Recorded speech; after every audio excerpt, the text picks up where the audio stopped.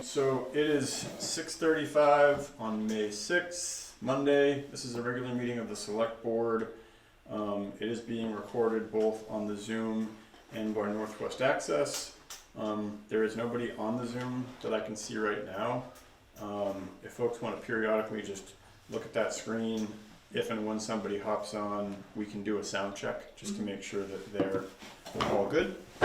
But we will start through the agenda, and I haven't heard from Mark that he's not coming. That being said, with farmers, if it rains for 2 days and you have some sunshine, and to get stuff done. So spring cabin. we will just jump right in. First item is to review and make any changes to the agenda. Are there any additions or deletions to be made to the agenda? Can I just ask under future strategic planning what that encompasses That's just an update on kind of like next steps that we're going to be doing for roads. Yeah. Okay, so I know that there was a resident request for some sort of solutions-based meeting. About is that sugaring. So we can talk about that. Okay, great. Yeah. I don't want to lose that because I feel like that was a valid request. Yep. And if we don't talk about it, we'll get lost. Yeah, and I have some updates there. Great. At least in terms of some research that I've done to try to figure out some stuff before. So no changes. All right, if there's no change to the agenda, we will review and approve the meeting minutes from April 15th. It's been a while. Is there a motion to approve the minutes of April 15th as written? Everyone's like, was I here? Yes, I know. Pretty sure I haven't missed one in a Yes, while. I think we were all here. I wasn't here. You weren't. Correct. I was I in. will second. Oh, that's the right. motion. Okay, so we have a motion from Suzanne, a second from Emily. Is there any further discussion? Hearing no further discussion, we'll vote. All those in favor of approving the minutes as written, please signify by saying aye or raising your hand. Aye. Any opposed? Any abstentions? Yes. One abstention. Motion carries 3-0-1. If it's okay with folks for the moment, I'm gonna pass over Public Works and just give Mark another like 15 minutes to get here. Okay. Roberta, I assume you're here for Public Works stuff. Okay, is it cool if we kind of pause that and give Mark a little bit of time? Okay, if there's no, unless that's Mark walking in the door. Nope. No, okay. If there's no objection then, would folks be okay if we popped to new business? Assuming, sorry, I don't want to jump the gun if you guys aren't ready. But I was going to go to new business and do the Conservation Fund application first, if that's okay. Yep. That way we can get you guys, get that handled, and if you want to stick around, you can, and if you don't, you can leave. You've seen outside, right? What's going on? Yeah, it's pretty nice. Yeah. Trust me, I don't want to be here either. Yeah, that was like as I was leaving for this meeting, it was, are you sure you want to go to that? Outdoor meeting. Does the Zoom work afterwards? Okay, so if there's no objection, we're going to go to new business, Conservation Commission, Conservation Fund application. So I believe I forwarded everybody the email from the Conservation Commission regarding this. So hopefully you had a time just to poke at some of the documents over the weekend. If not, that's okay. But as folks recall, the way that the town's conservation fund works, just high level, is that an application for use of funds goes to the Conservation Commission. Conservation Commission vets it, goes through the work on the application, and then presents a recommendation to the Select Board. We did get a recommendation from the Conservation Commission to approve the Conservation Fund application in the amount of $10,000 that they received. And so for now, I'd like to pass it over to Carissa and Lynn to provide any background they want on the application, the conversations, site visits, or any material they reviewed, and then any additional information on the recommendation. Afternoon or evening. So this is our first application, and when we created the application, we mirrored the exact how the language was as the fund was set up. And then at the end, we also required a site visit. And so included in that packet was a verbal aspect of the site visit and what we would kind of float to the top as far as like, if this land was conserved, what it would mean to Montgomery. And then when we had our Conservation Commission meeting, we created a qualitative aspect 5 things that we would like to see out of any application, this one and moving forward, so that we kind of establish a criteria when we get these easements for these future applications as well as this one. Yeah, which is awesome, 'cause that was one of the things that, after setting up the fund, we didn't do. We established some criteria around the fund itself, but the steps you're talking about never got done. So first off, thank you for doing that, because that's a big step. I'll pass that to Matt Paggi for floating that, as well as the group collectively. And so I'm just gonna first ask, did anybody get a chance to look at the site report? Are you interested in what the qualitative aspects would be for the town of the property? I did a brief skim, but if you want to elaborate. Yeah, so to really summarize, like walking the land, as far as when Lynn and I were there, it's got the shallow to bedrock aspects. It's mainly the predominant soil on it is a ridgeline, and so from a Montgomery standpoint, preserving that area and reducing the impact to those type of soils helps our watershed downstream. Any impact on those type of soils exacerbates water flowing from the land. Another thing that I thought was very noteworthy for that region, there's been quite a lot of agricultural past historical, just the context of our landscape, and you could tell there was minimal impact along that ridge line as far as agriculture, which makes sense, shallow to bedrock, right? And then, of course, it had been harvested for forestry production, who's to say what in the past. However, there were some very keynote, high quality, old growth, singular trees that I could see. So, some of your maples were a diameter of this, although they were legacy, they were dying out, but they were habitat. Birch, cherry, these are all qualitative aspects to habitat food, mast production, and so that was another ecological, high grade area. Part of the stand, and rightly so, they had Peru soils on it, and those are our high quality maple, tend to be sugared. And so those areas outside of the bedrock, of course, are in agriculture. So it's also an agricultural piece actively used. And so those were a couple things that are just noteworthy. If I was walking the land with you, we'd be talking about it. Can I just do a quick pause? It struck me at the beginning of this, I think we all know the property we're talking about, but just for the record, this is the property owned by Sweet Properties LLC. It is what is essentially the former Banache forested area that encompasses the ridgeline as described from just south of Montgomery Center down towards the Gibu. So if you're driving south on 118, look across those fields, this is the property that is kind of above those fields. That's the wooded area we're talking about. Yep. And it is 735 acres. Is the whole piece for this application? 720, I think, is the final out. There's a piece set off for the agricultural farmstead or Oh, okay. parceled out, and then I think 10 acres for potential future development. Yep. Okay. To be carved out, if I remember, Yep. if I'm recalling correctly. Has recreational access to the Bass Trail, and that is for the next 10 years, and that's in the deed, and that's up to 2027. And then they have some retainment rights, and in the previous deed from Banache of a period of 25 years from the date of the conveyance on the ability to post with the conveyed property, restrict hunting and access rights to the public. So that's the point where, that was the only caveat with the Conservation Commission on recommendation, albeit that's in a deed that's already written up. However, it does grant the landowner to potentially shift that in the future.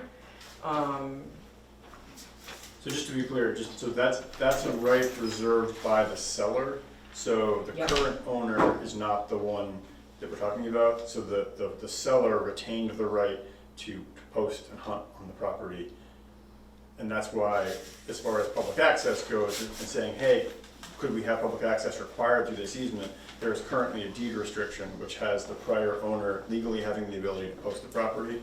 So that would preclude the ability to put public access in the conservation easement. A lot of the easements that NEF, the group that's conserving this, New England Forestry Foundation, they're gonna hold the easement. A lot of the easements they do, they move to that, they look to require it, they look to work with the landowner on that. In this case, there's a deed restriction that would limit their ability to do that. That being said, as Carissa said, there's work right now to make sure the vast trail is maintained through there.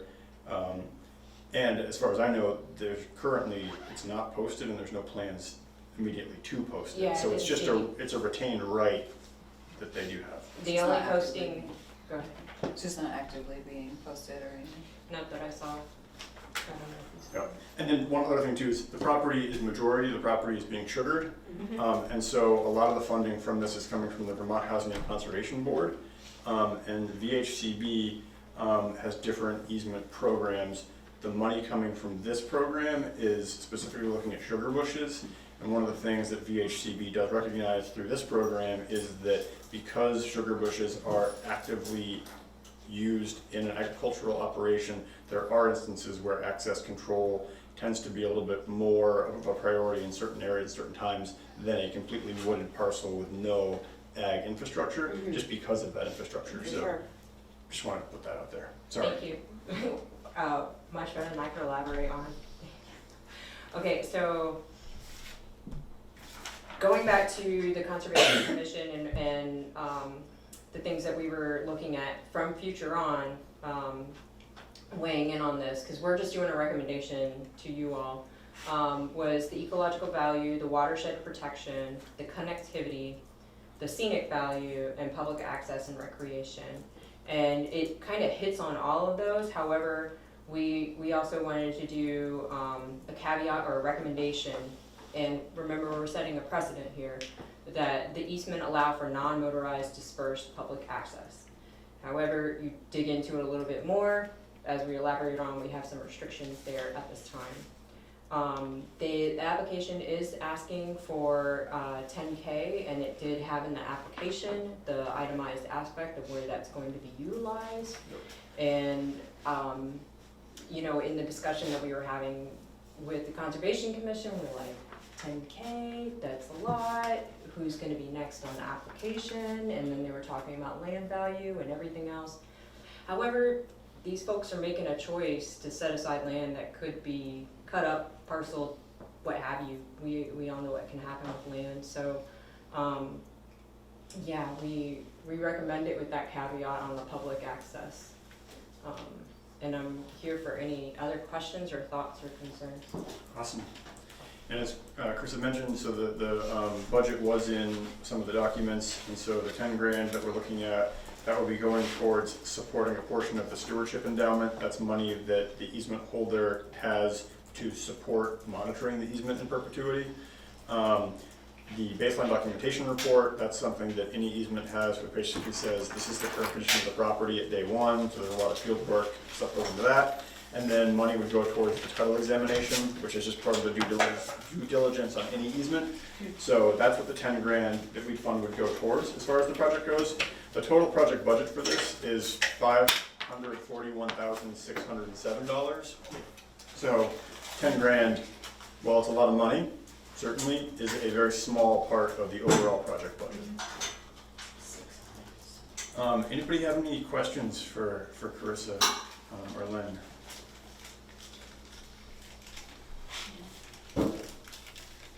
I think it's exciting. I think this is like, I do too. when we Yeah. first started this, however many years ago, you know, this is what it was intended for. We did have some hiccups with some of the math as far as money going into the account, figure that out.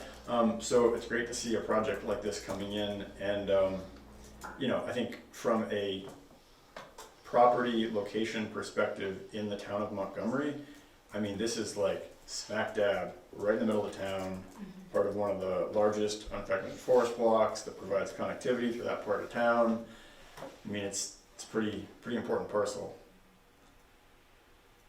and I will put, it's not related to this application, but there is a process underway whereby there's a very good chance that an additional 395. 395 acres would be conserved just south of it, contiguous to it. So we'd end up with, And even give or bigger. take, around 1,000 acres of conserved forest land right through that part of the community.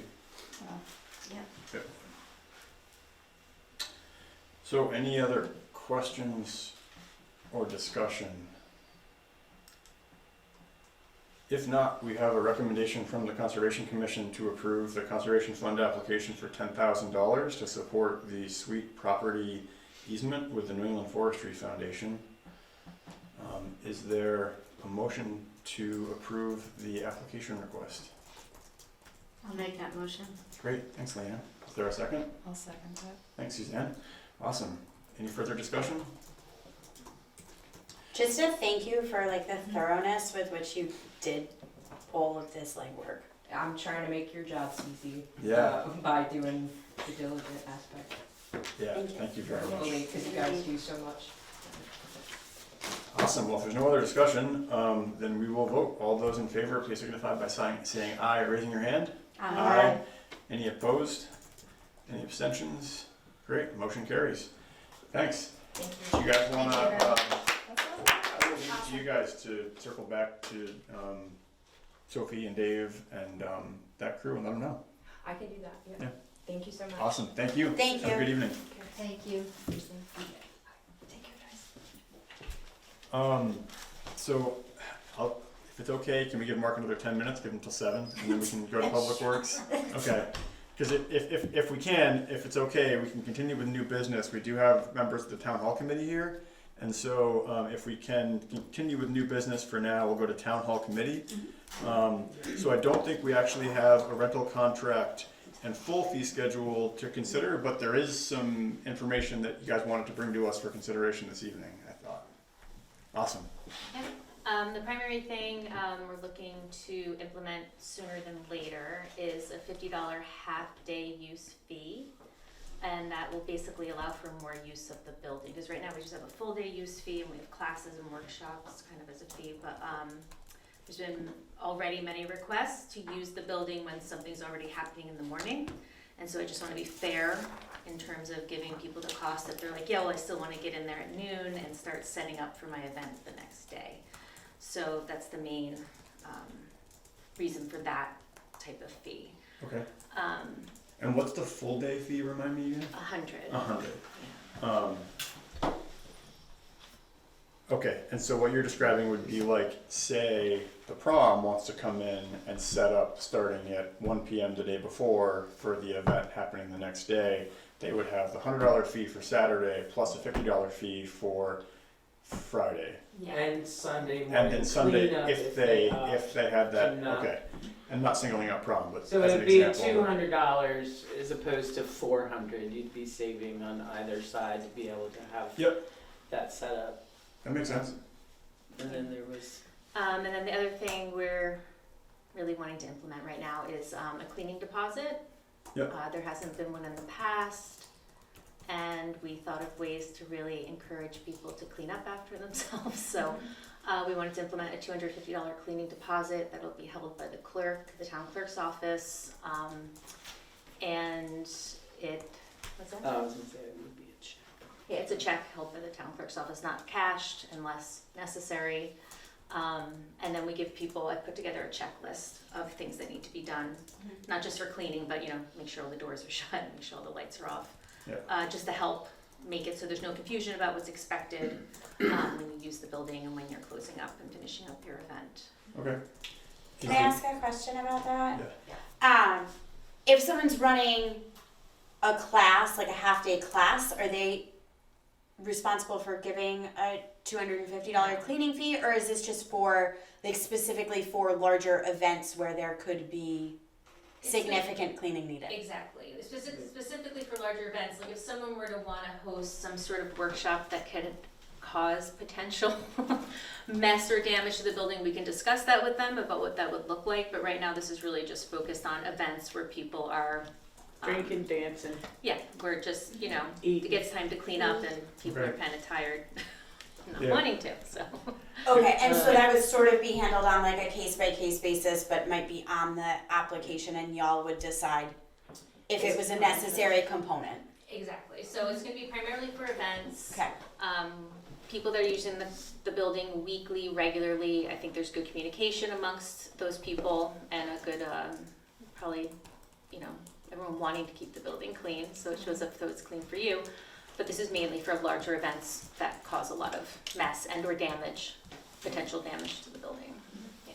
So if I can then segue into our bigger issue, that we find we're having a lot of differences of opinions, and we've canvassed the different groups, but the fee structure is set up. We have the classes and workshops where people are charging money for people to come, so it's their business, so obviously they're gonna pay these fees. We have the private events where you wanna book the hall for a wedding, that's pretty straightforward, you're gonna pay that $100 with a $50 half-day fees, $250 cleaning deposit. Where we're getting really stuck, and want this board's opinion, is what about the town organizations that use the building, nonprofits that use the building? We have floated a few ideas. I will give you the biggest example coming up in 2 weeks or 3 weeks is the new Montgomery prom. So we could charge them, and that is under the umbrella of Montgomery Smiles, which is Brad Elliott's separate 501c3. He'll be pulling an alcohol permit and doing all that. That's great. But it is a $30 ticket to get in the door. So for this particular occasion, the town hall committee, through Tiffany and I, and whoever else wants to help us, we are going to do the food. We'll be taking $5 of that $30 per person. Any profit left from the food is going to go to the town hall, and that will cover their fee. If we want to do that with the rec center, when they do the art auction, they also need food. There's a Cold Hollow, they need a caterer. I'm willing to volunteer to raise money for that building for specifically kitchen improvements to take a piece of that door cost, and the Cold Hollow has to hire a caterer, right? Yeah. Well, now you can hire the town hall caterers or whatever, and we're gonna pay our expenses and the rest will be a fundraising for the building. But you have Esther who reserved the space for the book sale. If we go with the fees that we're charging now at that $100, she doesn't need food. Her fee would be, and she wants the building, 4 days? So it would, 3 days, so basically she's looking at a $300 charge to use the building as it is now, but only raises $300. So the pushback is It goes right back coming. into a town Right, organization. so the argument is, if the rec center had to pay, we said, what about 10%, Esther? That's $30 if you raise $300. If the art auction brings in 15 grand, it'd be $1,500. Or the art auction could make a deal with us and we'll do your food. I don't know. So the problem is, we have a lot of people on the committee is divided. Do we charge town organizations to use the building, or should it be free? And at what point does, okay, we're open year round, we have lots of different and nonprofits, they're doing good work. We want the building to be available for everybody to use, but how do we balance, them using it as primarily for their big fundraisers and not kicking something back to the building? But isn't the kickback the fee? Well, So that's the point that we're stumbling on. Does Peter, Rob, Paul, do we charge the rec center the $300 for the day, the weekends that they're setting up and doing their thing, for them to raise $15,000, give or take? Yeah. Okay, so It seems there's to members on our me- board who are saying no, because No. it goes right back into the town anyways. and then the rec center's that's- gonna come to But town it's meeting a and say, fundraiser for another, Another I entity. get what you're saying, we need to raise money to support the hall, but that can be done through events specifically for it, right? That's where we're aiming. But if, but yeah, the town suppers are, but the it's argument, also like, how do you, it's one thing with the rec department, because they deposit the money in our account and we can look, but for other events, you know, for example, like the Cold Holiday Canada dinner we do there, Right. I mean, not that we would like lie to you, but then the onus is on the town to be like, how much did you make? Right. And we need a percentage of that. I mean, it kind of adds this Right. So just like, pay the $100 and get Yeah. out of there and don't even Right, worry but about do it. you feel like you should have to pay, like if you set up Friday, that's Yeah. your 50. Yep. And the day's 100, do you feel like 150 would be unfair for your organization to pay to rent the hall? And a lot of, we're running into this, we don't wanna charge anybody. I mean, do Suzanne, you have a nonprofit rate and so the $100 a day is the private rate? and it would be the nonprofit fundraising rate as Okay, well, but. because that's the other thing is if you have a rate for businesses versus a rate for private individuals versus a nonprofit rate versus a town organization. Didn't you structure it that I way? think we have it. We have it free and open to the public is free. It's free. So if the library Tumble hosted time. tumble time, if the library If wanted it's to a play town a movie, organization. I guess we're, Or more or less anything that's gonna be free and open to the community, there is not a fee. And they're not charging, And that's how they're it's been, asking my for understanding. donations. they're not asking for money Yeah, no at the money door, to like be- Santa Claus. If the Historical Society, you know, or they wanna do the Halloween dance sponsored by the PTO, that's free, it's open to everybody. And we don't wanna charge people that are offering the space Yeah. with an event for free, so that's clear, we all agree on But there that. is like the cleaning end of it. Well, Which but- we pay for. But out that's our part budget. of, that's just gonna be the cost of doing business to have a great community space, because it's a community space. So when somebody wants to do the work to throw a free, you know, movie, you know, that everybody can come to for free, and maybe the 8th graders are gonna sell popcorn for their trip, but it's still free admission. Yeah, I'm just You thinking still about ask it. for the deposit I'm just check in- and just, Well, even without the for deposit, free. like you can still. it still gets cleaned. I mean, like Tara still goes in and cleans the Yeah, place. she does. And so we need to figure out, because the key, we want to make sure that like the annual budget for the town hall, as far as cleaning goes, that's not something that we're in the red at the end of the year. So that either means that every year we have to budget more money to cover that, or even free events kick in something for cleaning. And it can be like a nominal thing, right? Like I get what you're saying about like you want to make sure that, This is where Yeah. we It's hit a just wall. sticky. It's- Having worked for a lot of nonprofit organizations that host huge events, Right. they don't, like that's part of their cost of doing business is renting a space. So I totally understand if it is a town organization. The library book sale, is it gonna be a huge moneymaker? No, and so maybe that's not the place that you're looking to capture some funds for the building, but I think that if you're having events that are significant fundraisers for nonprofit organizations that are not necessarily town organizations, that you do ask for a percentage, and I think that people will be honest, or if they're not honest, they might not ask to use this space again because like, I would say I was the a main- bitch. Like, Would it be clearer though if you just charged the daily fee? Right. I You mean, keep Yeah. all yes, the but you reviews, could is it- Or you can also, do you either could also or. stand Is it to 15? have somebody like that has a huge fundraiser there and is super successful, and that might then pay for the cleaning fees for the 8th grade movie night and the this Give and them the that option to kick because back down. it's that trickle down effect. So I mean, just having worked for some large nonprofits, It's they don't shy away from so renting like and paying. I don't disagree with you, but I've also never seen or heard of a venue that charges based on a percentage of receipts. I'd rather not. Yeah. I just, I personally, I don't either. I think a flat fee right. and tiered to business, private, nonprofit, town orgs, half day, full day. Keep it simple, keep it, and Okay.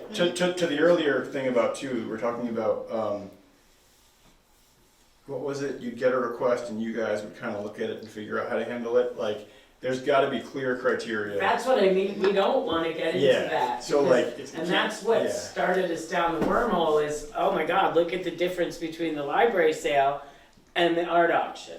So Esther's point to me, which I thought was great, was look, if you make the rec center pay 10% or even the fee, so the rec center, it would be $300. $300 for them to raise 15 grand. Now, her point was, well, then the rec center at town meeting day is gonna say, well, this cost us $300, so we need $300 more in our budget. And I said, yeah, well, the same can be said, because the town hall now, having to clean up after the rec center, is gonna ask for $300. You know, it doesn't matter, it's all town money, but who wants to be the bad guy? And it's like, I don't wanna tell the rec center, okay, now all of a sudden, you're gonna pay us $300 for something that you've done free for the last 17 years. But it is a huge fundraiser, and they're using it as their annex. When they did the variety show in there, they used it as part and parcel of I years ago suggested the rec center take over the building because they used it so frequently. So where does their budget get shared with that building? It's just like the little step kid that kind of gets kicked to the curb. And I mean, I'm assuming that the floor and the work downstairs in the kitchen and the new heating system didn't come out of the rec center budget. No. But no, they not at all. certainly sometimes make me feel like that's what they did. So Well, that I was to clarify Yeah, that on that. So that came from town funds, not yeah, that rec came center from funds. the building capital improvement funds Paid for that. Yeah, Okay. yeah, Good. That clears up that. yeah. No, the I was rec being depart- made kind of the to rec feel like, department well, didn't pay for any of no. we did that, No. we, Yeah. so that No, I wasn't, get- yeah. okay, I great. get what you're saying about like, But- if we make them pay a fee, they pay the fee to the town, they are the town, it's in their budget, so I get what you're saying, it is a little bit of circular logic. There is an element to taking money and earmarking it towards something specific, so it takes money and puts it into a reserve account for the town hall. Which So we that's, haven't. that's the action, and that's the new thing that will help, so. Well, I think you've raised a lot of interesting questions. Good. I think if the immediate ask is whether you can amend the current fee structure to add a half-day rental fee for $50, And a cleaning deposit fee. and a cleaning deposit of $250 and so this is, the one thing I would ask with the cleaning deposit, that was the one where it was like, you'll figure out if you need it or not. Right. Put something in writing that's really clear, like if you're gonna have food, Yeah. maybe, or if you're gonna have more than X number of people, but like just something where it's kind of like, do I need this or not, and it's up to like you guys. Not that I don't trust you, but it just I don't. creates this filter of like, hey, wait a second, how come they had to pay the cleaning fee but we It's didn't? going to come out. So if you can make it like very structured, like if there's food at the event, or if there's alcohol served at the event, or if there's, you know, like Decorations and cake. something, Sprinkles. just come up with something that you can, yeah. What's the parameter? Glitter. What's the parameters around the cleaning fee? Like, is it Tara took an extra hour because there was this mess, or like, are you taking, if there's one infraction on the cleaning fee, are you taking the whole $250, No. or like how is that then measured and weighed? Oh no, Suzanne, you just opened a big can of worms. Well, I mean, but those are the questions that are gonna come up, Yeah. because the moment we do say to somebody, we kept your fee, they're gonna be like, Why? why? And in some cases, it might be really obvious, in some cases, it might be like, oh, well shit, we cleaned everything up, and we put the empties in the entryway, and left them there to pick them up the next day. You know, and Right, it's like, so- hey, okay, so like, you did clean, we didn't take everything, so, you know what I mean? So there's like that weird, So I'm gonna go back to the party that we had after town meeting and keep people completely out of it, but what was left behind was 8 bags of garbage, the floor was not mopped, and a staple gun had been used excessively on the curtains, on the wainscoting, and we had no cleaning or damage deposit fee. yeah. Now, to remove the amount of staples in that building is gonna take 12 hours and one kid, and he's gonna scream the whole time. They are hammered into the wood, they are bright silver, they are the big ones. Communication with the person that rents the building hasn't been successful, but we have no recourse. Yeah. And No, it's you got a been good too point. long. So at that stage is when we realized, oh my God, like, and they're not bad people, and they've used the space before, so this was like, whoa, what happened? It's never been left like this. So that would be an extreme. Yeah. I would take the whole deposit. Yeah. But if somebody forgets to mop the floor or take out the garbage, I think we're all willing to say, you can, you know. I would say, well, that's what the checklist is for. Yeah. So it's a checklist that And- people are gonna be given when they're issued the key. it goes through basics, like turn off all the lights, make sure the vestibule and outdoor lights on, make sure the emergency exits are closed because somehow they're always left open. We could put, You know, those basic things, but then it's very clear what you Right. need to do. I think the one thing that could come up was like, well, how clean does the floor have to be? Or I think garbage, like we wouldn't take $250 deposit, but for someone leaving a bag of garbage behind, but there is gonna be on their contract the specific time they have to be out by. So the previous contract was a little loose about when you had to be out of the building. It said, 24 hours after your event, which could mean a lot of things. So this is very specific about when you have to have your stuff done. And so of course, if someone forgets a bag or a decoration, like we're not gonna get crazy about it, but I think the checklist will help keep people accountable and understand what they're supposed to do. And they have to turn it in with the key, and the building will be checked before the next person, whatever else happens next. It'll be made sure that the next people that come in didn't do something that the other people are being held accountable for. So Well, that makes sense. If there's a checklist that everyone's given and they have to return the checklist with the key, then that is pretty clear in terms of like, did you do all these things? we If could you put did. monetary values to items damaged, like add to that checklist and say broken table, broken window. I mean, but I don't wanna get that specific, but I don't know think if that I you can- should have to I No. hope we get that never. specific. I do wonder if there should be some caveat that like, if we end up keeping your whole $250 cleaning deposit, we will not be renting this space to you again. Yeah. We've talked about that. Yeah. And I don't ever Because wanna that keep- to me would be like, you left this Yeah, place you just had a bad wreck. rating and we're not Yeah. renting to you again. Mhm. And then, yeah. Question, someone's going to inspect though before you hand them their check back, correct? Yeah, Just to make sure that everything that they checked off that said they did, that they yeah, definitely did it. yeah. Okay, And so that might need to be stipulated too, like you will get your check returned to you, or you will get an email within X number of days, like yeah, prior to any, You say 48 hours. 48 hours. It said Okay, 48 hours. yeah. Yeah, 48 hours. and or prior to any other event using that space. Mhm. Just so that it's clear to people, and I mean, obviously, if it's a check, you don't have to return the physical copy, it just needs to be torn up. Yeah, they have the option to either go retrieve it or to have the town clerk shred it. so it sounds like some of this stuff, we need a little bit more in writing, I'd say. I think all these are good ideas and like, we need to get them down, I think, because Yeah. just to approve something that's not fully baked, I'd wanna like pause on that.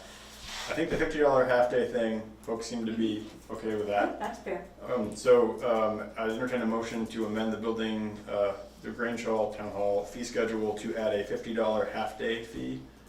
And this is across the board for businesses, privates, and nonprofits. As of right now. Businesses, privates, nonprofits, and we'll leave the town organizations on the side. Leave that to be decided. Can't we just maybe do case by case with the town stuff? I know Let's- you don't like Let's figure it. that out next. Let's do the $50. Let's do the $50 fee for now. Okay. Baby We'll take steps. it. Baby steps. Okay. Okay.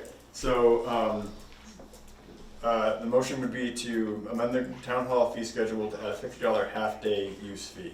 I'll make that We motion. have a motion from Emily. Is there a second? I'll second it. Second from Leanne. Thank you. Is there any further discussion? Hearing none, we'll vote. All those in favor, please signify by saying aye or raising your hand. Aye. Any opposed? Abstentions? Great, motion carries. So I guess what I would say is come back with something in writing regarding the deposit. And I think that way we can formally approve that, once we have it in writing. And then on the bigger fee schedule, again, it'd be great to see something in writing. And potentially, if there's something too that you can do where it's like, here's that table, and all the things in black ink are things that the committee agrees on, and the things in red ink you don't agree on. That'll at least give us a chance to kind of see. I think the only thing we're in disagreement about is that town organizations and nonprofits using the building for free. There's some very vocal opposition Yeah. to charging fees for anybody that's doing something nonprofit or a town organization. I mean, Suzanne, can I ask what the the other thing is, what do the other buildings in town do? Like, the MCA, the Historical Society, so they charge to rent. They're private though, they're not, Right, but they're nonprofits, they're all nonprofits, and this would fall under, this, nonprofits are doing good work, so they should be given. And I know what you said about, if it's a fundraiser, but what if it's not a fundraiser? What if Cold Hollow wants to show a movie and not, then you, but. Well, if they're not charging. Well, what if they charged admission or had a donation Yeah. bucket up? So, No, I think, It's a. but Pratt Hall, super like the valid. farmer's market, it's not free, you pay for your table, whether you're a nonprofit or Yeah. not, but I don't know the answer to that. Do they let a nonprofit get a free table at their, So they farmer's market. did let the kids from the school set up a table for free. right, so here in this is, and it's, okay, the elementary school, if they wanna have a dance at the Grange Hall, it should be free, but they're charging $5. Does the school pay to use So- the MCA for the art show? No, I wouldn't, that's the thing, it's like, we wanna be also in line with what other yeah, venues are doing in town. And this space, if it was rented for a nonprofit, do we charge for the conference room? The senior dinners, do they pay anything to use the conference room? senior meals do not, no.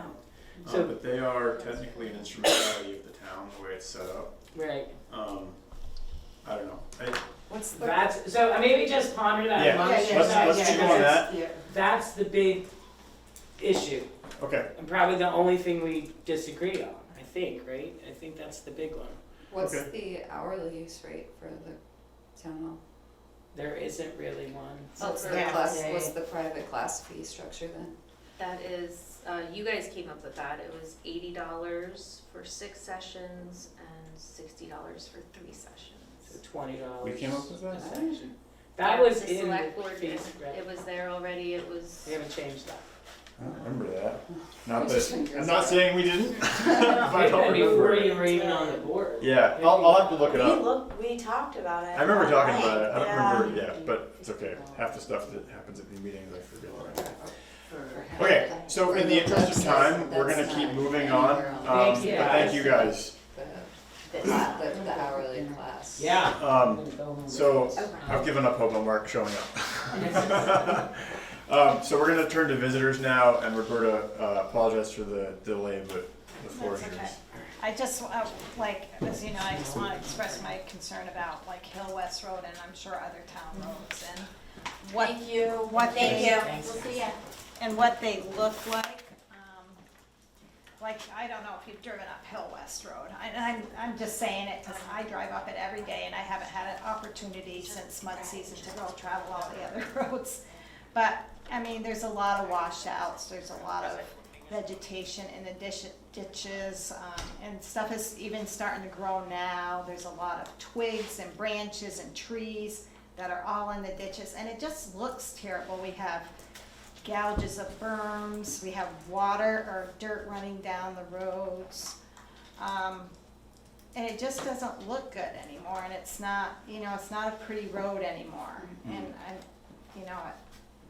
I used to enjoy walking up the road and, driving up the road and how pretty it was, and it's like, it's not that way anymore, so I'm just concerned about that, and I know that other roads are the same way.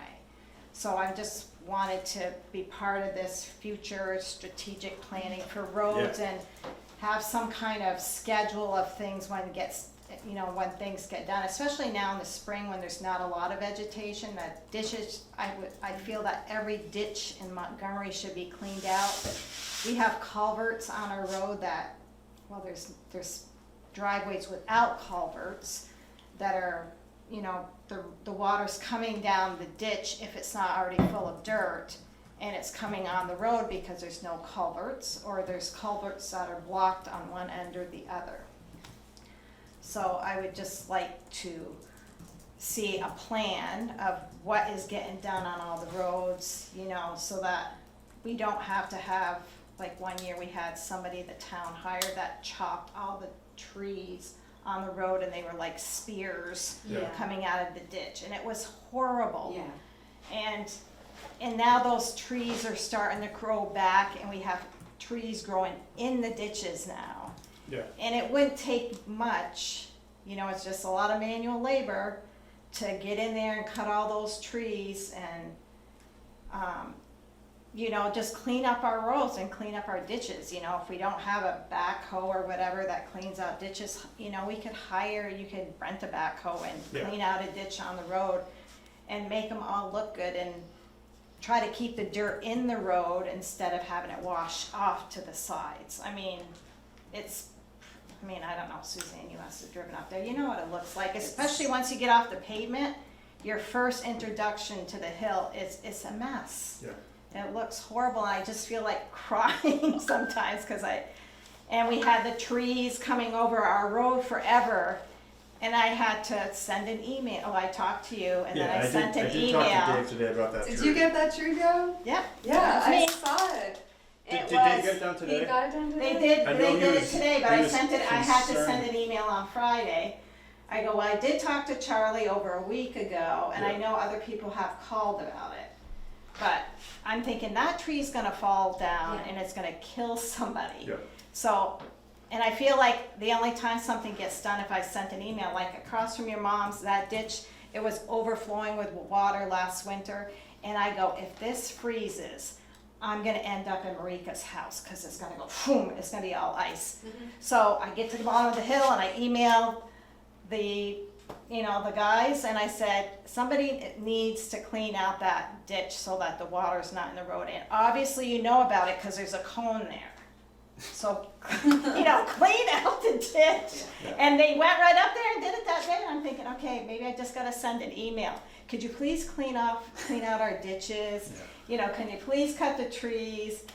But I don't feel like I need to say that. That should be something that they should automatically be doing. Yeah. So that's my biggest thing. And, I'm just discouraged, and I would just like to see our roads look good again. You know how I used to ride the back roads and they look so beautiful? And ours is terrible, and I just can't imagine what other roads are looking like too.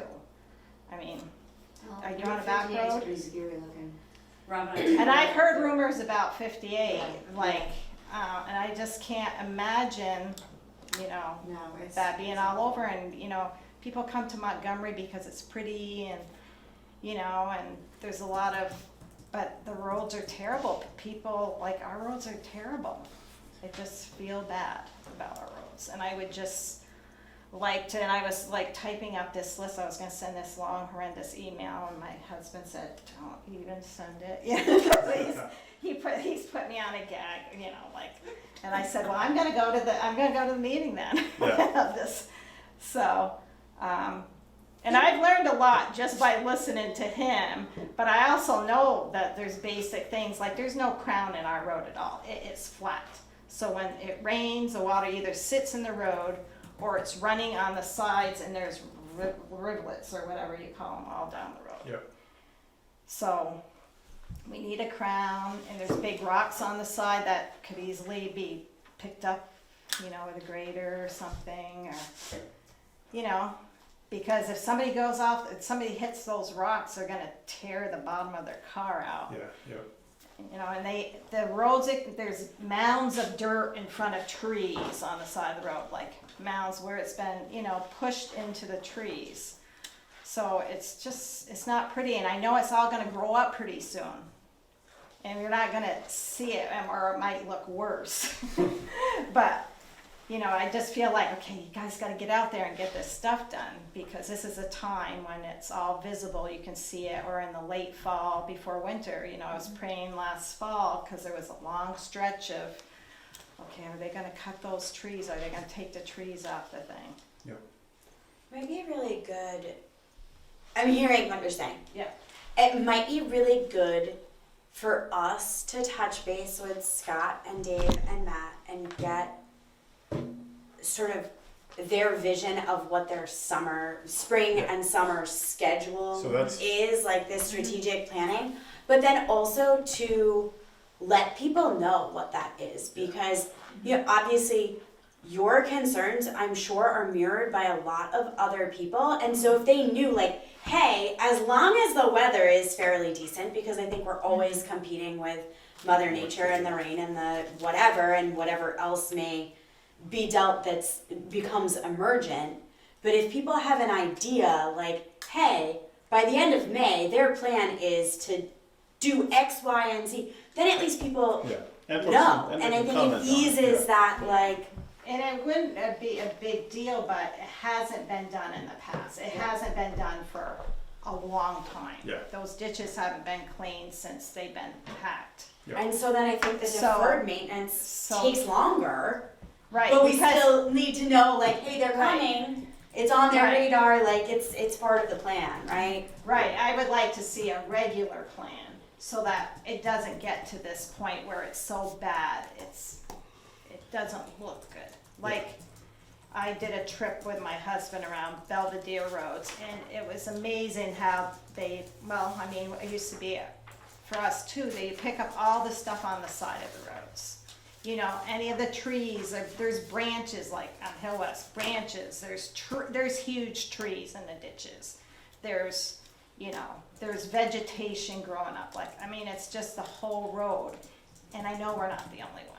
I just know it because I see and drive it every day. So, now that we're through mud season, knock on wood, Thursday, I am planning on sitting down with the road crew and Mark, and starting to put this together. Like, it's gonna start with a brain dump, put it all down, start figuring out timing wise, priority wise, things about annual versus deferred versus whatever, to start forming this plan that we're talking about so that we can kind of look at timing from a, capacity, hours in a day and a week and a month, also funding, looking at future budgets, grant funding.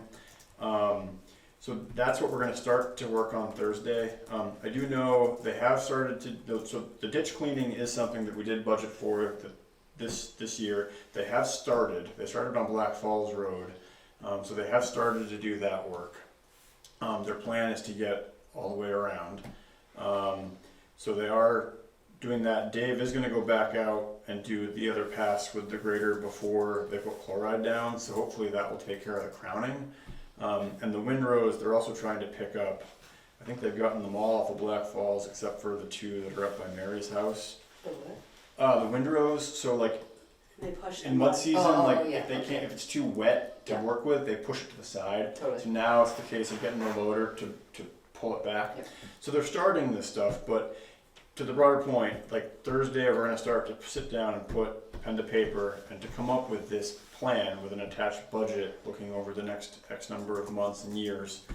And to your point, that's something that in theory we'd like to make public so that folks can look at it and say, there's something missing, what about these, or what about that, or they can see what the schedule's like, or, because we can't be everywhere at once, but if folks know what's on the docket, when we're planning to get to it.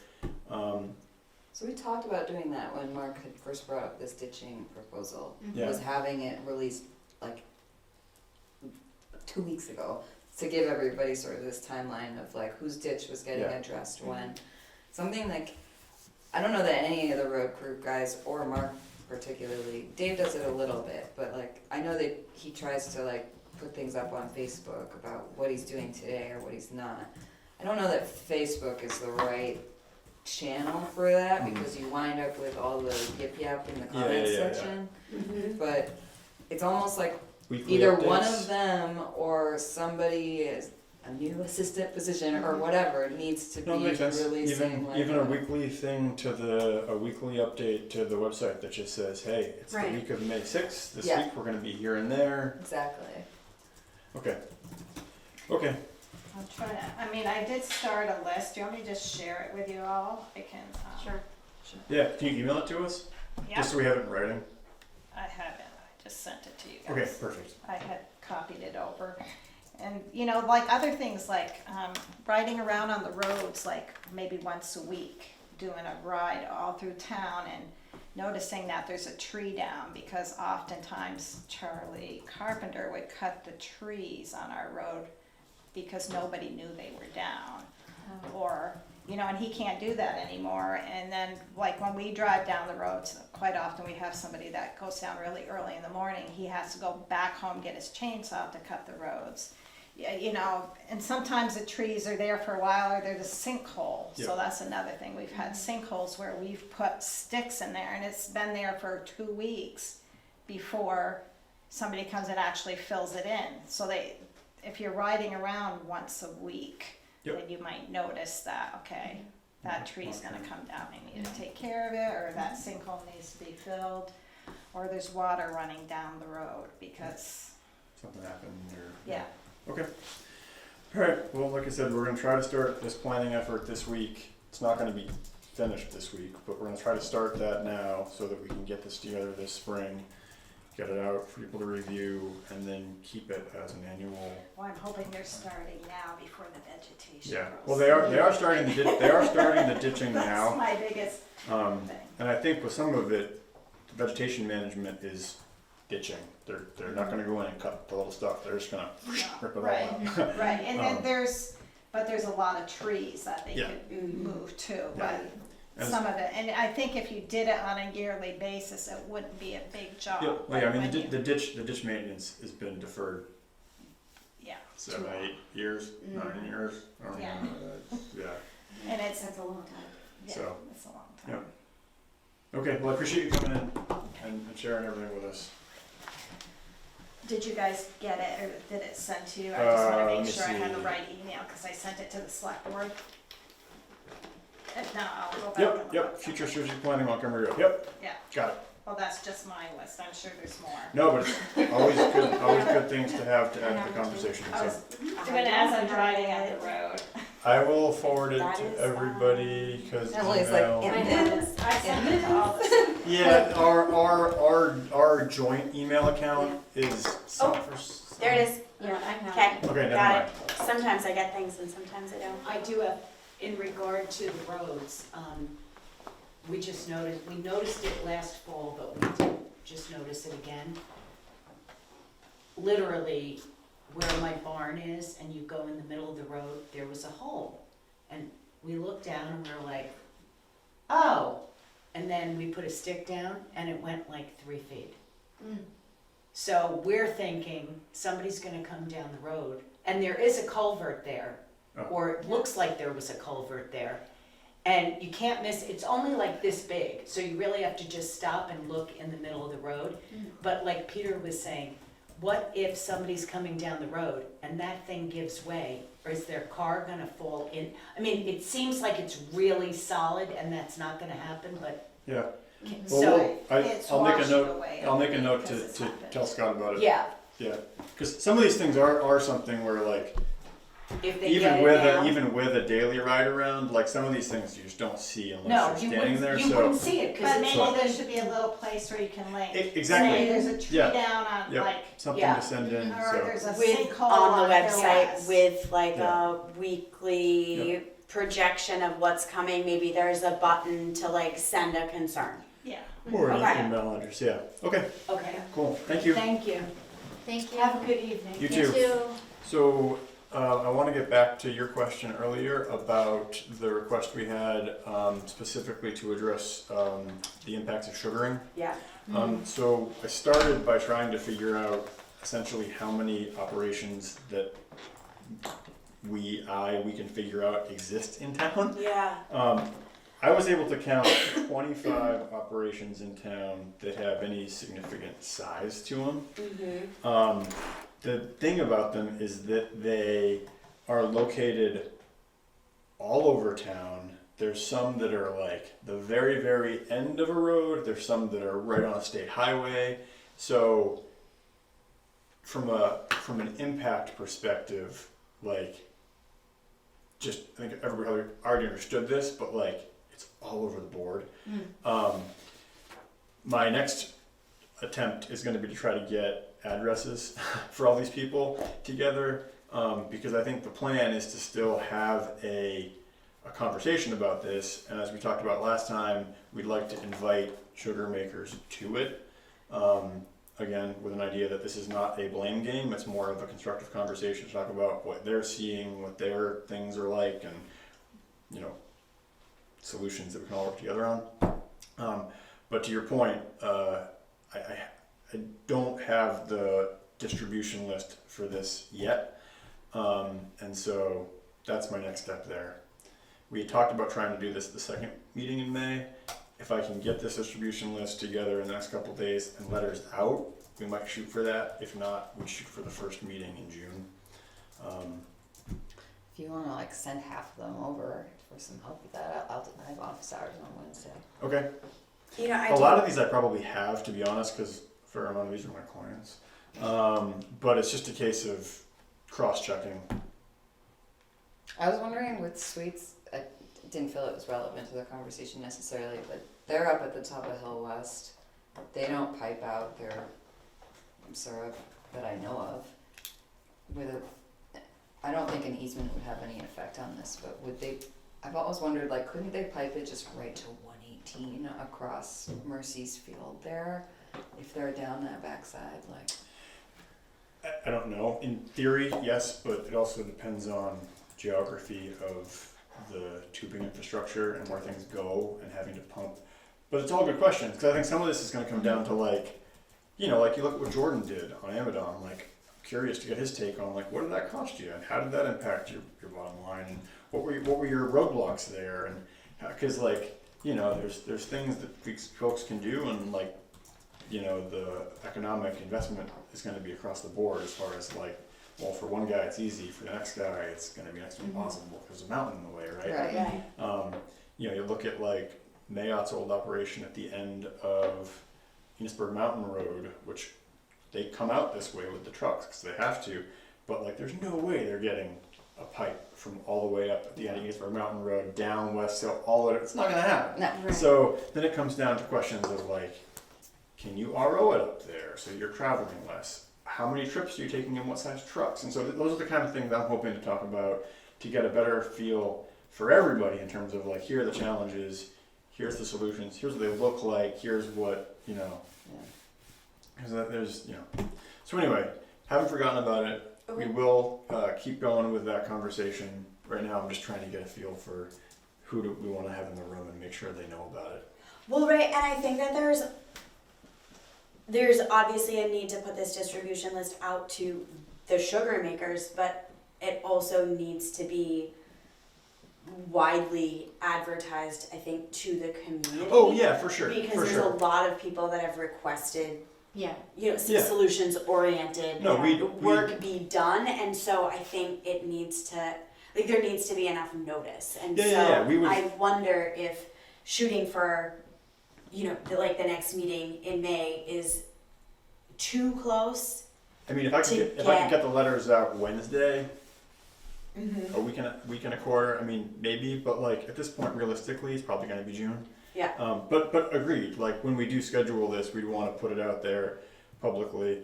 The thing with some of these folks is that they don't live in town, and so their kind of situational awareness of what's happening might not be the same as, like, folks that live here in terms of, like, you go on Facebook or you put something up at Sylvester's versus, you know.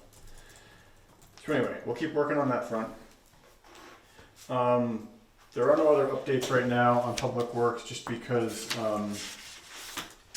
Mark's not here, but we do have the driveway permit for Tim and Lori Murphy. Where is that going? So this is gonna be on Green Mountain Road. That's where they live right now. Right? Is this, because Wait. they sold a parcel to Dean down below. I thought this was gonna go off of Brook Road to the meadow they've got at the, is it Brook Road? That's the piece they sold to Dean. I don't know if The there's meadow, I don't know if up by there's a Dana's, Yeah. the very end? Yeah. I don't know if there's a caveat for them to put a driveway in before the sale closes or something, but I don't know. Dean who? the guy who came in, he wanted to buy that land behind Jesse. Oh, yeah, By the yeah, rec yeah, center? yeah. He ended up buying that lower parcel on Brook Road that belonged to Tim and Sam. So this is saying physical address of closest neighbor on road, 185. Distance from neighboring driveway to proposed driveway, 120 feet up the hill. So So it looks like they're trying to put a driveway in on Green Mountain Road, Up the hill from where they up live the right hill now. from where they live right now. Hmm. All I know is that They didn't do that. Scott reviewed this and signed off on it. Avery will be installing the culvert and doing the required ditching.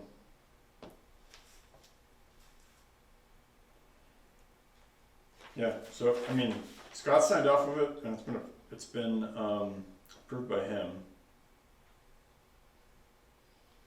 So, is there a motion to, I mean, we don't ever really not approve these, as long as Mark or Scott signs off on them. Yeah, totally. So, is there a motion to approve the Murphy application for driveway permit? I'll make a motion to approve their driveway permit. Great, is there a second? I'll second. Great, is there any further discussion? Hearing none, we'll vote. All those in favor, please signify by saying aye or raising your hand. Aye. Any opposed? Any abstentions? Great, motion carries. So we have approved that. We'll finish that later. We have a class 4 agreement here, but that wasn't on the agenda. And I don't know if Mark's had a chance to look at it, so we're not gonna look at that right now.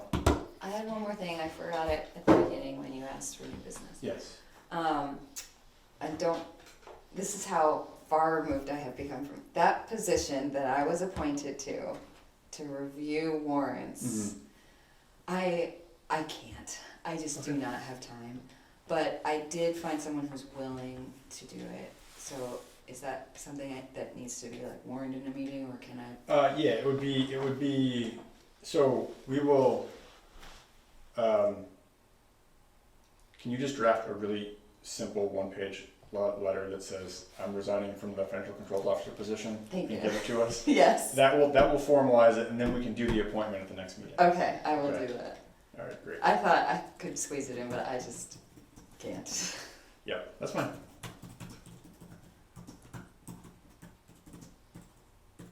Yeah, just, let me know who it is, and then if they wanna talk to Aaron, just to like, make sure everything's. I think they've already. They already have, okay, then we'll just, okay, so yeah, if you wanna just, so we have it on paper, and then, Yes. okay. Okay. Sweet. Alright, so that's through Public Works, we're gonna go to old business now, first item here is the municipal wastewater update. Were there any specific updates to Public Works or no, just because Mark? No, because Mark's not here. So, I mean, the update that I can tell people is that I know of is Dave got the tree down on Hill West Road, and they have started ditching on Black Falls and removing windrows. There's one windrow left, but they're almost done cleaning that up. So that's all I know is they started ditch maintenance on Black Falls with the windrow removal. Can we, I don't know when it would be, but there's been so much talk about this greater training program, and it's always been like, yeah, they're gonna do it, yeah, they're gonna do it. Mhm. Can we somehow mandate that this year, that like, he's doing a great job, but, My understanding is that they come to you. really?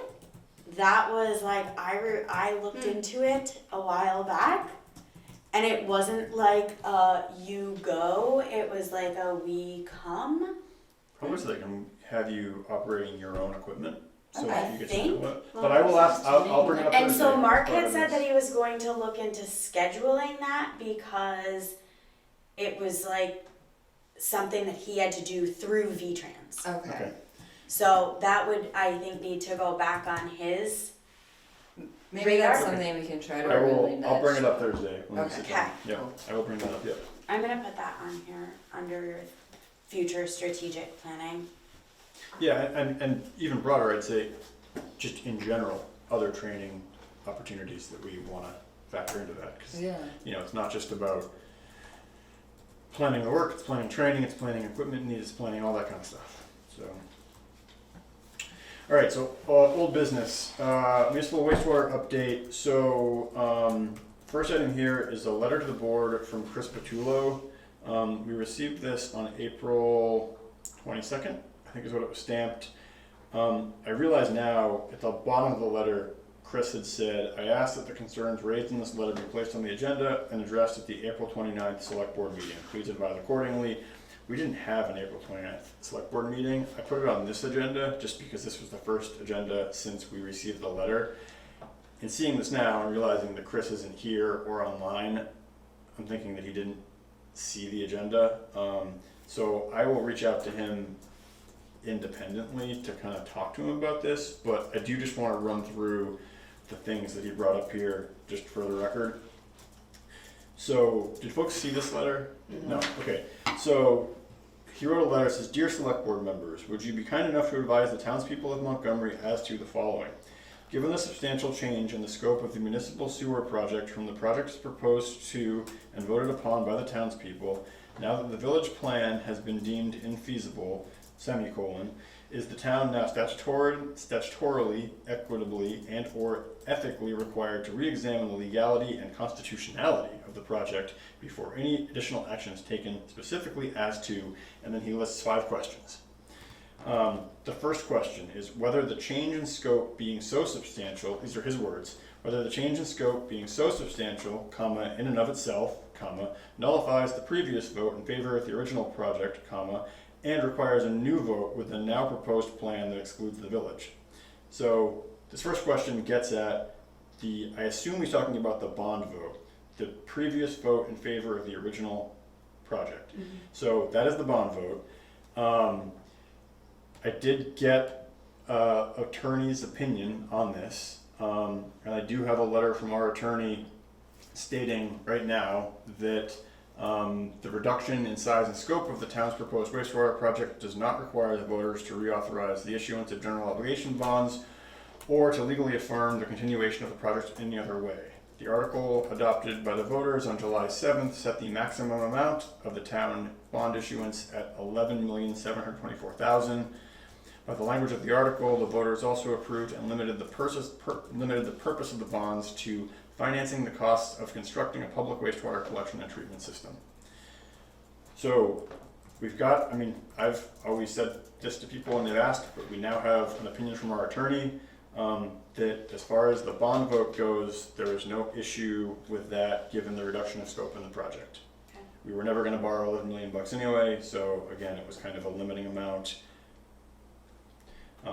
And the actual language of it, if you read the article, is shall the general obligation bonds or notes of the town of Montgomery in an amount not to exceed $11,724,000, subject to reduction from the receipt and application of available state and federal grants and aid, be issued for the purpose of financing the cost of constructing a public wastewater collection and treatment system at an estimated cost of $11,700,000. So Doesn't it doesn't necessarily say where, it just says we're doing it. So to question 1, no. The change in scope does not nullify the previous vote. As to the question around equity and ethics, the vote was put forward to people basically saying this is a yellow light vote, we're not going to borrow this much, we've got a lot of work left to do, and we're going to figure it out. So I don't think there was any kind of bait and switch. So question 2, the validity of the grant funding obtained given the substantial change in scope. So the grant funding is still valid. We've had to readjust what we're doing. As previously discussed, the USDA rural development monies have changed our potential use of them, grant to loan. We've brought in other funding through additional ARPA allocation from the state. So I don't know what he means by the validity of grant funding, but the funding stack is still the funding stack and it's all still there. We are still trying to get more money out of the state, so it is subject to change, but the change in scope does not in and of itself nullify any of that grant funding. Right. Okay. The change in the RD money's usage was simply a fact of the parameters around how that money gets used. So it wasn't that the change in scope changed whether the money's eligible or not, it's how we use it given the grant loan sequencing. Yep.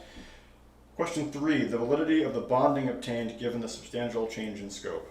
I thought this was the same question as 1. Can you read that again? I'll give you a copy of this. But it was the validity of the bonding obtained given, and we can attach this to the minutes if you want. Yes, I already have that you read it into the record. I'm just sort of putting your responses to these Okay. 5 specific points, so that's the same as question 1. Yeah, I mean, the validity of the bonding obtained given the substantial change in scope.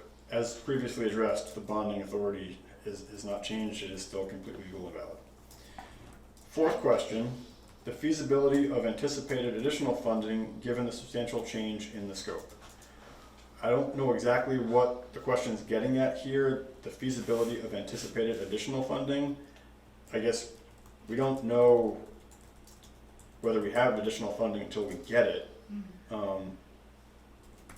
I think he means maybe are we gonna be able to get more grant funding even though the whole project is less than what we anticipated? Yeah, so again, the funding stack hasn't changed, the application of it has in terms of what we're paying for, and we have since that change brought in potentially additional ARPA money, so, I mean, that's up to the grantors to Yeah. distinguish if but that's. I go back to none of the funding that we have in the funding stack is null because of the change in scope. Okay. It's all still viable.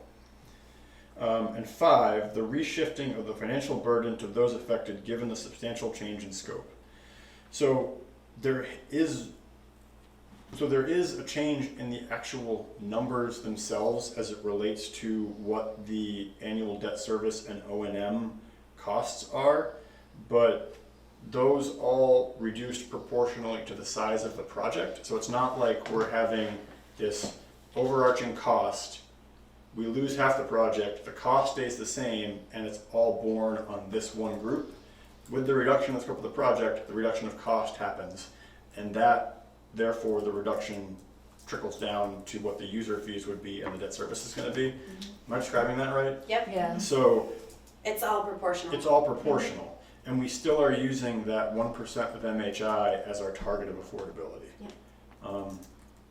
So I will follow up with Chris individually, but I did want to just go through those questions for the board since he brought them up. And, just for the record, apologies for not reaching out to him directly to make sure he knew that this was the meeting it was going to be discussed at. I had hoped that he was looking at agendas since he asked to be on one, but I guess not. So that is the response to Chris's email, or Chris's letter. Other updates on the wastewater project. So the next scope of work that we're working on right now is for a letter and associated easement documents to go out hopefully early to mid-June. We're working on 2 things right now. One is just the language of the easements themselves. We're almost there. The second one is around compensation for the easements themselves. And I can't remember if we've had this conversation or not, but to review, when an easement is acquired from a landowner, this is a gross oversimplification, but when an easement is acquired from a landowner, they are entitled to compensation should they ask for it.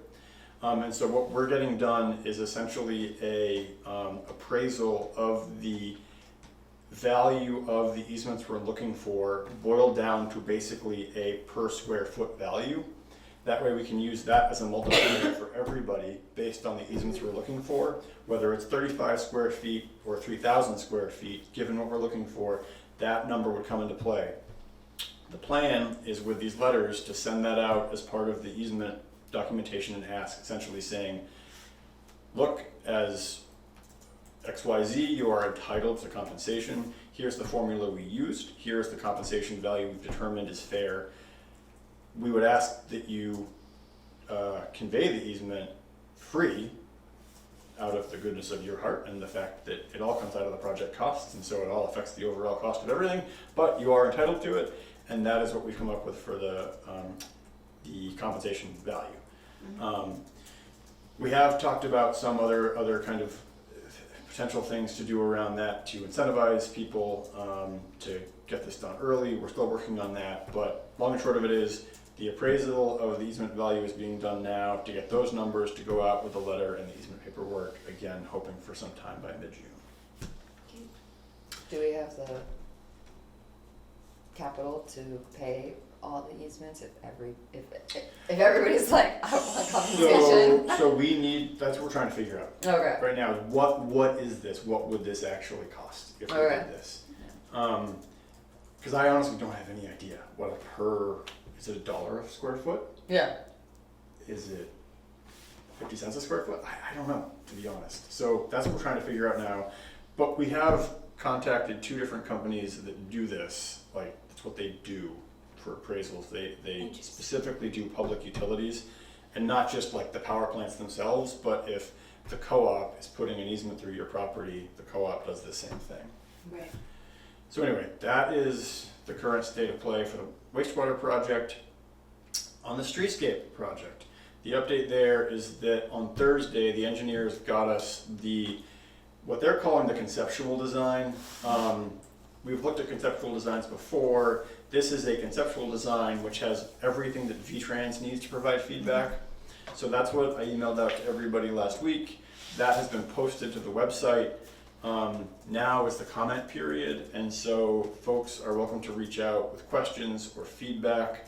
Not that our feedback isn't warranted, but most of the stuff we gave as feedback last time, Right. that's all incorporated here. Yeah. So please look at them and note any questions you've got. The general public is welcome to look at them and note any questions. The big thing here is this is VTrans' time to come back and give us their feedback formally, so that's kind of like the next big step there. So we're hoping that they come back within the next 2 to 4 weeks with hoping. Sorry. It's okay. At this point in the night, my brain is starting to not work anymore. That's good. So waiting for them to come back, and then after that, the next step is to go into NEPA, which is the National Environmental Protection Act review. That is, any project using federal funding has to go through NEPA unless they get a categorical exclusion from it. This one will not, and so NEPA is the next step. NEPA can take a while. I remember that from a long time ago. Yeah. Like months and months. And so that is the next big hurdle. And then just one other note about this is that I am meeting with Bethany later this week to look at submitting a application to the Active Transportation Infrastructure Investment Program with the Department of Transportation to essentially help fund the balance of this work. Because right now we've got the state grant to support the planning. God, the name of that grant is escaping me. But there's a state grant we've got through VTrans to support the planning and engineering for it. And then we have the National Northern Borders Regional Commission grant, which is for a little over $500,000 to help support construction.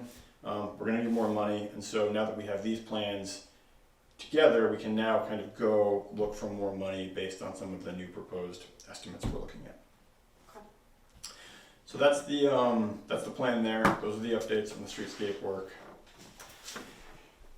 If no other questions on that, item C under old business was just a check-in. I didn't know if Mark managed to make it to that meeting. So Table this. yeah, table that. We've done items A and B. On new business, item C is sort of just a pro forma board adoption, but Greg and Doug and I have reviewed the updates to the local emergency management plan. They're all together. Greg has signed off on it, and now it's the board's turn to sign off on it. This is something everyone's seen before. Just lists like who talks to who, and where are the resources, and who do we call for what, and where are the underground storage tanks, and where's the emergency evacuation shelters, and who are the phone numbers to call. I mean, it's the same stuff. Some slight edits this year just around some of the personnel stuff, putting Doug as number 2. So the action tonight would just be for the board to adopt the revisions to the local emergency management plan for 2024. I'll make a motion to adopt the revisions to the local emergency management plan for 2024. Great, thanks Suzanne. Is there a second? I'll second it. Second from Leanne, thank you. Is there any further discussion? Hearing none, we'll vote. All those in favor, please signify by saying aye or raising your hand. Aye. Any opposed? Abstentions? Great, the motion carries. I will sign that and get that off. Hey guys, I have a little question on 6B, Yep. number 2. Oh, The Community Trust Initiative, did we talk about that? no, we No. did not, and neither did they, and it's because It's not gonna. it's not gonna work. Okay, Yeah, unfortunately, our understanding is that municipally owned buildings will not qualify. okay, It has to be a building that is owned literally by a trust. A private entity, okay. essentially. Okay. Yeah, essentially, I just didn't know yeah. what it was, and I was like, did we talk about that? Yeah, no, sorry, I forgot to, I should have done that removal during the beginning, but yeah. Okay, The hope was, it's a big pile of funds that would help. that'd be nice. But it's, the municipal ownership doesn't really work. Okay, And there was a brief second where there was a consideration of what it would look like to transfer the Grange Hall into a newly created nonprofit organization, which would, and then that's where it all kind of went into this, like, that sounds overly complicated and like a bad idea. Okay. So, into licenses, liquor, I can't talk, see? Liquor, I'm combining liquor and tobacco. We're gonna do liquor licenses. Liquor and tobacco licenses, we have two. We have NSR Bridge LLC, this is the inn, looking for a first class, third class, and outside consumption permit. And then we have Taste Like Another for an outside consumption permit. Taste Like Another is the snowshoe. it's this shoe, yeah. So they must already have their, I was going to First ask, and did they third? already have the others? Uh, Did they do it last month? I remember when we had it, it came in April, we had to have it all done. I don't remember. I don't remember. We did the Belfry. Yeah, I remember doing the Belfry. Did you I- guys do it last time? I feel like we did this recently, not last meeting, but because I feel like you said that's the shoe. Okay. I'll go back and check. I believe we did, and this is the only one in the queue, so Okay. the only one we can approve because it's the only license they're asking for. So we can do them individually or as a slate. I would motion to take them as a slate and approve the requested licenses as written. Great, thanks Emily. Is there a second? One second. Thanks Suzanne. Is there any further discussion? Charlie. Thanks Suzanne. All right, no further discussion. All those in favor say aye. Aye. Any opposed? Any abstentions? Great, motion carries. And we don't have Mark here to review the fleet permits, so we will table those to the next meeting. So with that, And we don't know if our audio worked. I know, Until next meeting. I'm sure it did. I'm sure Will did the right stuff, so I'm sure the audio works. All right, so with that, a motion to adjourn would be. Yes, me. I will make a motion to adjourn this meeting. Great, I will thanks, Emily. We have a second from Suzanne. Is there any further discussion? Hearing none, we'll vote. All those in favor, please signify by saying aye, raising your hand. Aye. Any opposed? Any abstentions? Great, motion carries and the meeting stands adjourned. Thank you, everybody.